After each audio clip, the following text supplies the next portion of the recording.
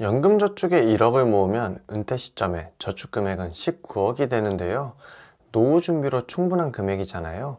그런데 이걸 안 하실 건가요? 안녕하세요, 머니머니입니다. 우리나라 노인 빈곤율은 OECD 국가 37개 중 압도적인 1위인데요. 거기에다 출산율은 0.7%대로 고령화 역시 빨라지고 있어요. 정리를 하면 우리나라 노인들이 매우 빈곤하고 고령화 속도는 유례없이 빨라 은퇴 이후의 삶을 보장받기가 힘든 상태라는 건데요. 그렇다면 우리나라는 다른 나라보다 왜 노인 빈곤율이 이렇게 높은지 확인해 볼게요. 한국경제연구원 연구 결과에 따르면 공적, 사적 연금 소득 대체율이 43.4%로 G8 국가 평균 69%에 비해 한참을 못 미치는데요. 노인 빈곤율이 높아지게 되면 젊은 세대의 세금으로 노인들을 지탱해야 되다 보니 국가에서는 개인연금에 많은 세제 혜택을 주고 있어요. 오늘은 대표적인 절세 계좌인 ISA 계좌에 이어 연금저축에 대해 알아볼 건데요. 연금저축펀드의 장점, 매수 종목, 연금저축보험과의 차이점, 그리고 하루라도 빨리 연금저축펀드를 해야 되는 이유에 대해 알아보겠습니다. 연금저축계좌는 납입 시 세액공제를 받게 되고요. 투자 시 수령 전까지 세금을 내지 않는 과세이한 혜택이 있고요. 수령 시 3.3에서 5.5% 저율과세를 내고 있어요. 결국 중도 해지만 하지 않는다면 처음부터 끝까지 세제 혜택을 받는다고 보시면 됩니다. 연금저축계좌는 연금저축펀드와 IRP 계좌가 있는데요. 연금계좌의 최대 세액공제 한도는 연 900만원입니다. 이를 12개월로 나누면 월 75만원인데요.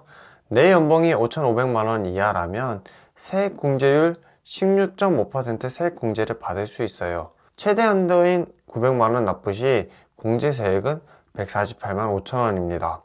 이것이 연금저축계좌 첫 번째 혜택인 세액공제인데요. 즉, 납입하자마자 16.5% 수익이 생겼다고 보시면 됩니다.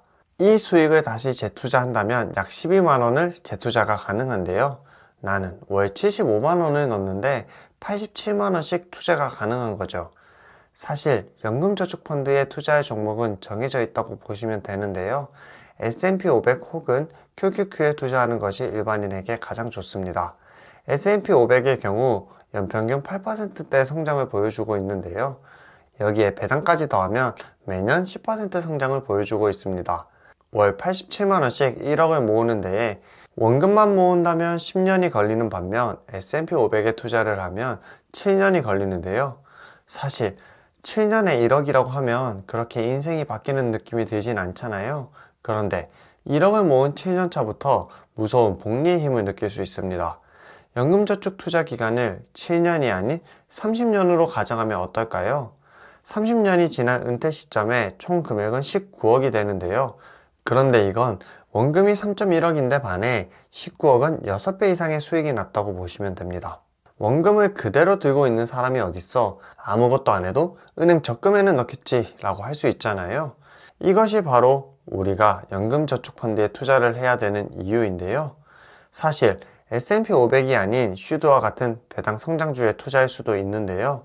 물론 두 번째 혜택인 과세이연으로 15.4% 배당 소득세를 내지는 않습니다. 그런데 우리가 배당 성장주에 투자를 하는 이유는 변동성을 줄이고 배당금을 받으면서 시장에 오래 살아남기 위함이잖아요.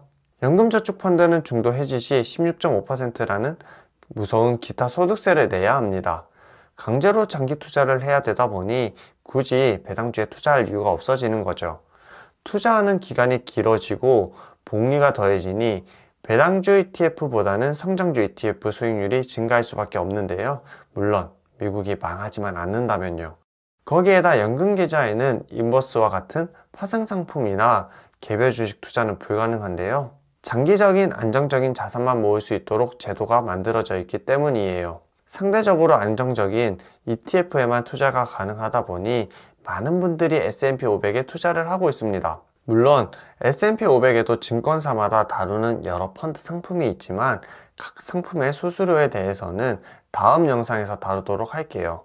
그런데 여기서 연금저축이라고 하면 연금저축펀드, 연금저축보험 두 가지가 있는데요. 제가 이제껏 설명드린 상품은 연금저축펀드입니다.